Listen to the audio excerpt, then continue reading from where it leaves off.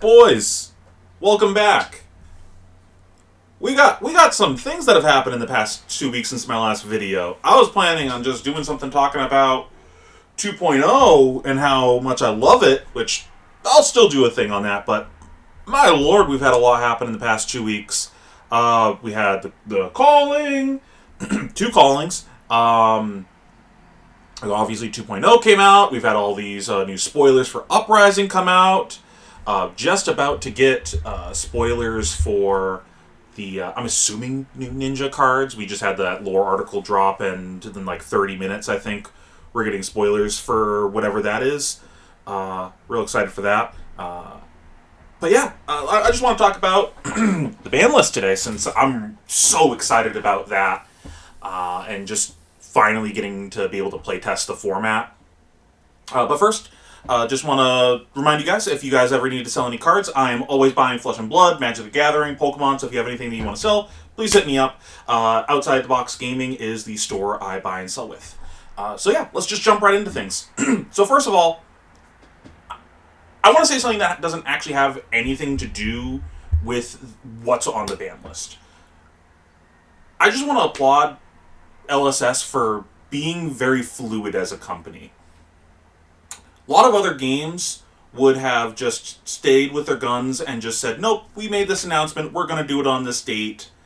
They heard their community, and the amount of people that were complaining about the fact that we were going to have to wait until like a week or so before the Pro Tour to find out what the format actually is, and people did not like that. People wanted to know what the format was. They listened, and they said, you know what? You're right.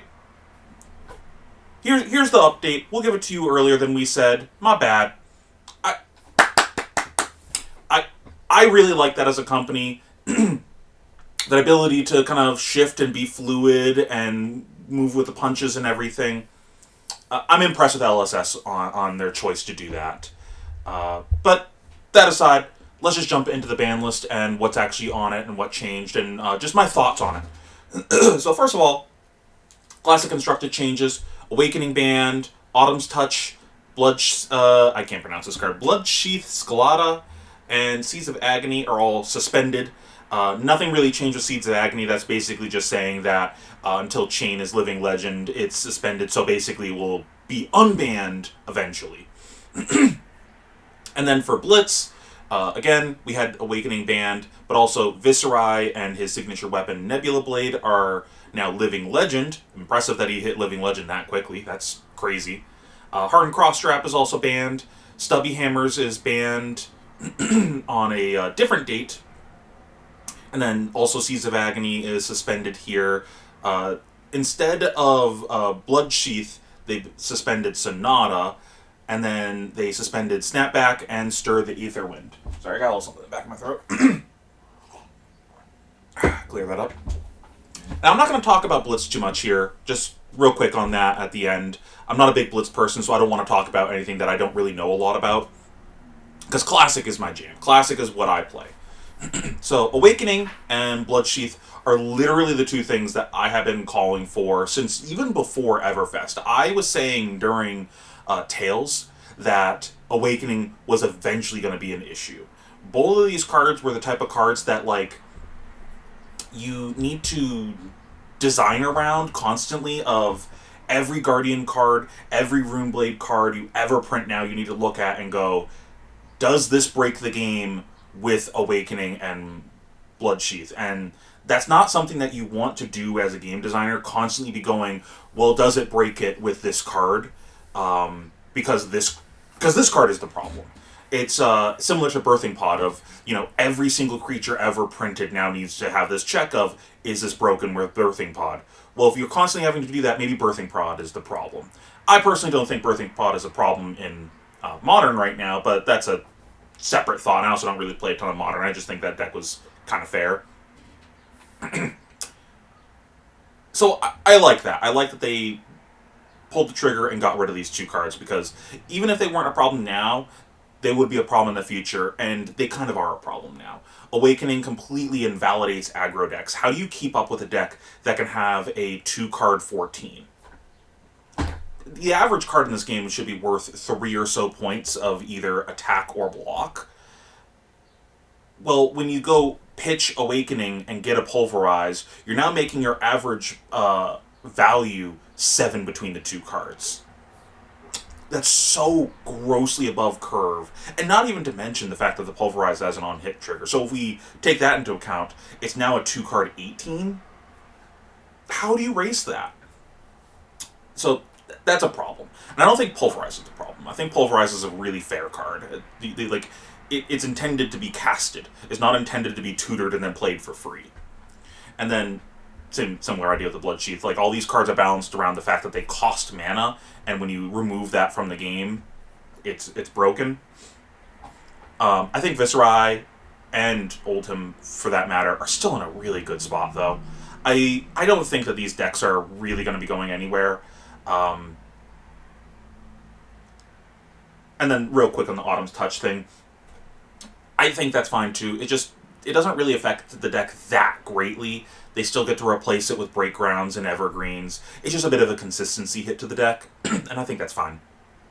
I think they could have honestly gone without that. I feel like that was more of like a concession to the fact that they were worried that if they didn't do something extra, that Starvo would still be a problem for the Pro Tour, and they don't want to do a second ban update. It's a bad look doing something like that. So it's just like, okay, let's just be careful and just hit one extra thing. If you notice, they have a track record of doing that. Briar, they hit Ball Lightning, Plunder Run, and an errata on Briar. They probably could have just done the Plunder Run and the errata and just left Ball Lightning alone. But that just extra insurance of just like, you know what, just in case, let's hit this too. they tend to do things like that of just, we don't want to do a second ban list update on the same deck within like a month. But both of these decks are still fine. You're going to see a lot of people still play them. I think the big takeaway is that with Awakening gone, we might see aggro come back into the metagame, because that really pushed aggro decks completely out of the game. Like, again, how can you race an Awakening Pulverize? You can't. So it really punished you for having a proactive game plan. And with the average block value of the deck going down by about 9 points, I would say, because a lot of people just play the full 9 copies of Autumn's Touch. That does help, again, in the racing aspect of they have less cards that block well. So, let's kind of back up and look at this. So, Starvo, it gets weaker. And Viserai gets weaker. Now, the other top deck in the format is obviously Prism. And Prism didn't lose anything. So you might look at this and go, oh, Prism's top dog. Prism is the best deck now. It lost nothing. It's a little more complicated than that. Because Prism was really preying on the meta. Prism wanted to fight Guardian. It did not want to fight aggro. It did not want to fight Runeblade. It wanted to fight Guardian. So even though Prism didn't lose anything, it lost its most favorable matchup. So, if we assume Guardian goes down in play, Prism loses one of his most favorable matchups, meaning it has to fight into decks that it doesn't want to face necessarily. Now, on top of that, we look at Awakening going away, and aggro decks get to come back a bit. Well, Prism, again, doesn't want to face aggro decks, so, in essence, by removing Awakening and lowering the amount of people playing Starvo, just we can probably assume there's just going to be less bodies in the room playing Starvo now. That makes Prism a lot weaker. So it kind of got an indirect nerf almost, just off of this ban list update. Now Prism's an adaptable deck, so it might be able to adjust and be able to tackle this new metagame. It has a lot of tools that it just wasn't using this past metagame. It has a lot of very aggressive cards that it just doesn't get to play when it's on the Aura plan. So we might see a change there. There's that whole light side of the deck that we just haven't really seen this meta. And then, I think Viserai is still very good. It's a very good deck at just pumping out raw numbers. And if the meta shifts into, again, an aggro meta, well, just being able to present raw numbers might be good. You might just be the best deck at presenting damage. And on top of that, it gets to play a lot of armor, which is typically very good into an aggro meta. I think one thing that's like kind of the next level of this, though, is, okay, if Starvo comes down, and aggro comes up, and Prism goes down, we might see a rise in ice decks, because if the meta devolves into just aggro clapping cheeks decks, one of the natural answers to that is an ice deck like Oldhim or Lexi or something like that, where you're trying to punish people for playing these greedy, oppressively aggro decks. So then if that happens, then you might see the rise in Prism again, because then Prism wants to fight these Oldhim decks, and I would say it's pretty favorable into Ice Lexi, though I don't have like a million reps into that deck. I've just found the matchup to be overall favorable. You know, you're playing so many blues that you're like, nice Frostbite. So it seems like the meta, it might turn into more of a triangle meta again of like, you know, you got your aggro decks, you've got your anti-aggro decks, and then you've got your anti-aggro decks. Kind of like we saw in this previous meta where we had Starvo at the top, then we had anti-Starvo, and then we had anti-anti-Starvo. So basically, you know, Starvo, Prism beat Starvo, and then the Rune Blades beat Prism. But then again, we could just be looking at the meta, a meta where Starvo is still king. I still think Starvo is very strong, even without Awakening and Autumn's Touch. The defensive version of the deck, the Captain Planet version of it, Michael Hamilton's list, very good still, and obviously didn't play Awakening. Now, that might have not worked into an aggro meta, though. So we'll have to see. That was a list that really preyed on the mirror match and wasn't, in my view, designed to face a field of aggro. Granted, you've got a deep card pool, so you can probably change that. You can add in more defense reactions or more ability to fuse consistently or something. You know, the deck can adjust. Very deep card pool. So I still think Starvo is going to be a big player in this meta. I still feel like we're looking at a more or less similar meta where essentially everything just got like a little bit weaker, but we're still looking at the same faces. We're still looking at Starvo. We're still looking at Viscerai. We're still looking at Prism. And then Chain. I think Chain is really the big winner from this whole thing. I could see Chain just be the best deck in format right now. Not having to worry about Oops Awakening and not having as consistent fuses punching them in the face back is a big deal. And that might just come down to, well, are the Starvo players able to adjust their build to fatigue out Chain? We did see Michael able to successfully do that in the top cut. So, and again, that was with a build that, in my view, wasn't really designed to even do that. He was only playing a couple Sync Belows, you know, no Sigils, no Fates. There's a lot of things he could have changed in the build if he like really specifically wanted to target that deck.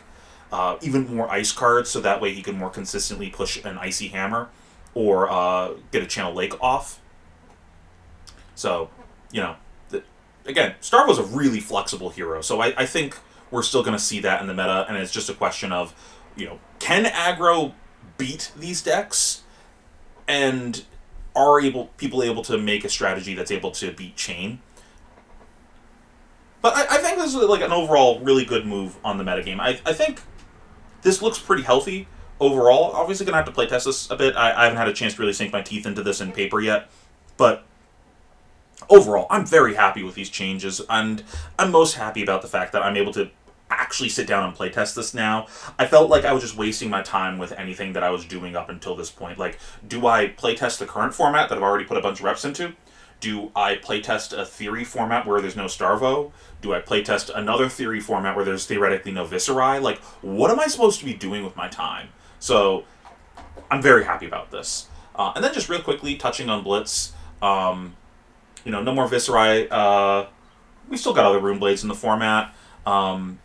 And from what I was told, Hardened Cross Straps and Stubby Hammer was because there was some like really aggressive like turn 1 decks in the format that were able to pump out essentially an OTK turn 1. I don't really know that much about Blitz though to really say, but I will say that I do like them having the intention of slowing down the format, because that was really the thing that put me off of playing Blitz. I don't want to just play a format where it's just Did my first 3 hands line up better against yours? Cool, I win. That's not interesting to me. I want to sit down and play a long, methodical game where I feel like we both made decisions and the game came down to more about our decisions, not just, oops, my hands were better. That's why I'm really drawn to CC. But, I like these changes overall, slowing down the format. I'd like to see even more of that. But if you guys want to see any more from me, please like, comment, subscribe. I really appreciate all of the support I've been getting recently. Stay tuned for some more. Peace, YouTube.